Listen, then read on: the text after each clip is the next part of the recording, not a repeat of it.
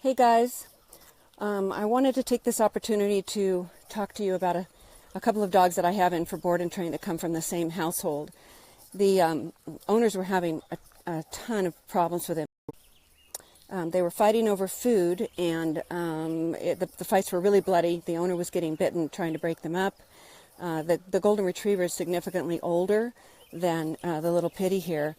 But it was constantly food or resource guarding situations that were starting the problem. We're walking really slow today because it's super hot. So we're just taking our time. Let me switch this orientation.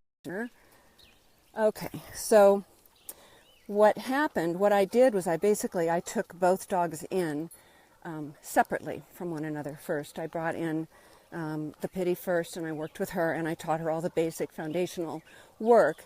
They were under the impression initially that it was the pitty that needed the work, because when they fought, the pitty, who's younger, who's only about 3 or 4, always won the fight.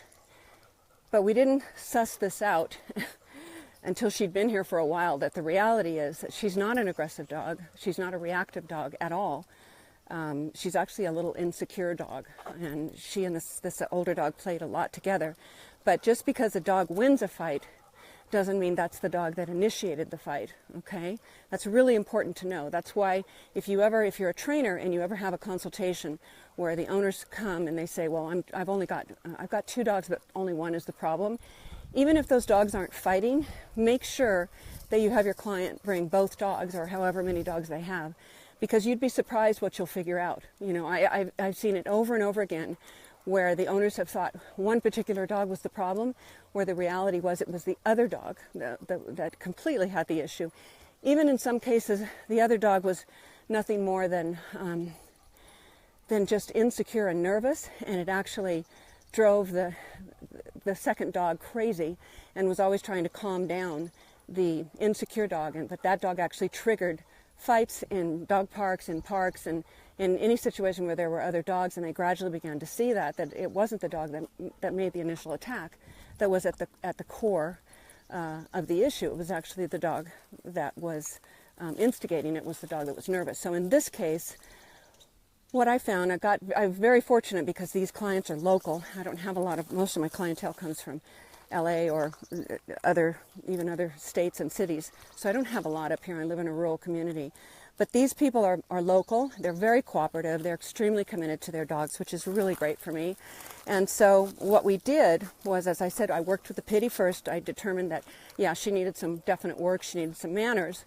And she needed to learn how to be social with other dogs. She wasn't reactive. She was just insecure with them because of the situation with this dog that she's fought with. So I got her in my pack. She was a pretty easy fix. Then I took in the Golden. Now they're both here because they're going to be going home together. But this Golden was actually extremely food and resource aggressive, I guess you could say. When they got her as a puppy, she was only a few weeks old, and she got a hold of a bone that they'd given her, like a meaty bone or something like that, and they couldn't get it away from her. The story's kind of funny, but it's not. But they had to get brooms and sticks and all kinds of things to get, because they were afraid she was going to tear them up. And this was when she was only a few weeks old. So that set the stage, because they didn't win that battle. They eventually got it from her, obviously, but they didn't do it in a confident way, and they didn't do it in a way. They tried to basically pull it out of her mouth, which, as you know, is probably not the smartest way to get something from a valuable, high value, out of a dog's mouth. You need to use spatial pressure. You need to move in and make the dog drop it. But that sets the stage for a dog that has learned that, all I have to do is go ballistic with this particular thing that I want, and I can actually move my humans away. And then from that point on, they begin to develop food aggression. So what I've done, when I went over to the house, I could really see where the problem was. I asked them where the majority of the fights were. The majority of the fights were at the entrance of the kitchen. Interesting. So although they had never fought over human food, they'd only fought over dog food. What I didn't realize until I went over there was that they kept the dog food in the cabinets in the kitchen.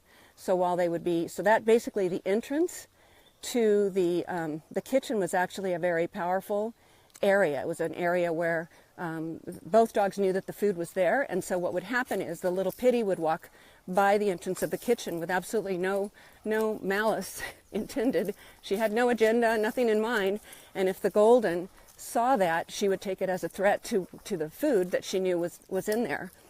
So it had sort of become command central for the Golden, knowing that that was the area where all of the dog food preparation and feeding emanated from.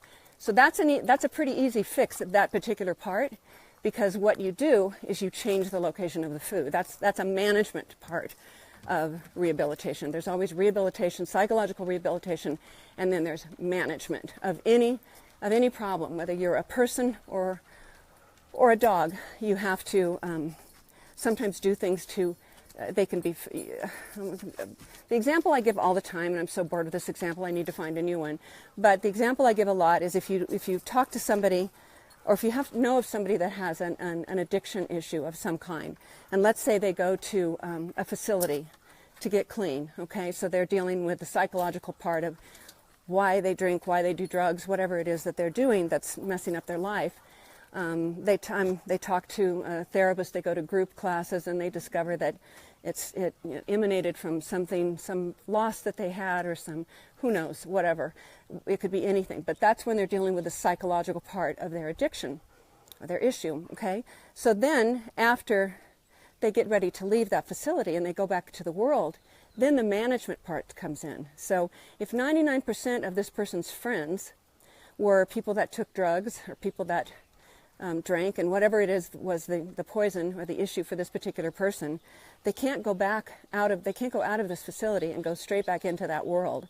That's management. Okay, so you see what I'm getting at? So there's a rehabilitation part, psychological rehabilitation, and then there's management of every issue you have. So in this case, what we did was we moved the food to a different area, so that that entrance of the kitchen didn't represent something that needed to be guarded like a resource. Okay, I'm going to probably do some more work with them. I'm going to do some work either this evening or tomorrow, when I've got better light and it's not so stinking hot. It's probably 90 degrees today, and I'm going to show you how I work with this dog on her food issues. Although she's actually pretty close to going home, but you'll still see something with it. But just keep that in mind, that you have to think like a dog. You have to go in and think, sort of like a detective. Like, why are the fights always at this particular spot? And then look at that and go, okay, this is a hot spot. This area right at the entrance of a kitchen is a hot spot, and that's why it's generating these fights. Even though the Pitty wasn't picking them, she didn't realize that every time she walked by, she was threatening the food as far as the Golden was concerned. So, okay, it's so hot I can barely breathe. So I'm going to let you guys go, and I'm going to do my darndest to do another video tonight. I actually have a really great question that one of my followers sent in, that actually emailed me, and it's a great question. I've never answered it before, so I'm excited about doing something on that too. All right, and please remember to always do that. I mean, if you guys have questions, specific things, I love to have topics. Just throw me a topic, anything. I'll answer whatever it is that you need answered, okay? And show you the Sherry way of doing it. All right, guys, have a great rest of the day. Stay cool. Bye.